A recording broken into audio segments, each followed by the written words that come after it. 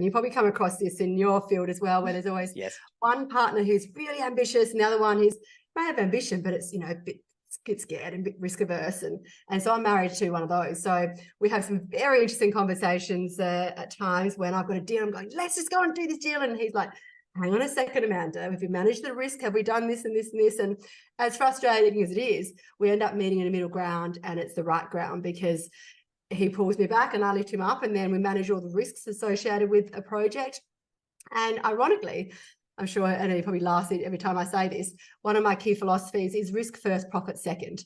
So I have incorporated all those risks that we manage as part of our own projects, and everything I teach has got a very strong risk element. So I run through risks of securing the site, making sure that you're designing the right site that's going to sell, managing planning risk, managing finance risk, managing construction risk, managing settlement risk. Like everything I teach has got a strong risk element. And it's not to scare the pants off people. It's to say, you know what? When you're aware, you don't know what you don't know. So when you are aware of the risks to manage, and you can't be aware across every single risk, but the majority of the big ticket risks, when you know what they are, then when you're going out and looking at the deal, you can go, okay, well, here's my due diligence checklist.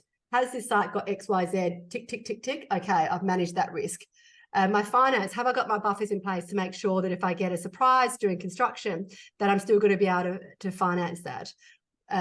Sales strategy, how am I going to get out of this project when I get into it? Always starting with the end in mind. So they're just the philosophies that I teach people, and I do day in, day out with myself. So just circling back, with the three things is education, people not knowing what they're doing. They just see something around and they don't even know to go on and check a development plan to make sure that what you can do can still be done.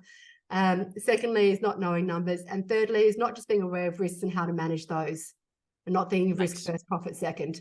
Makes a lot of sense. Yeah, cool.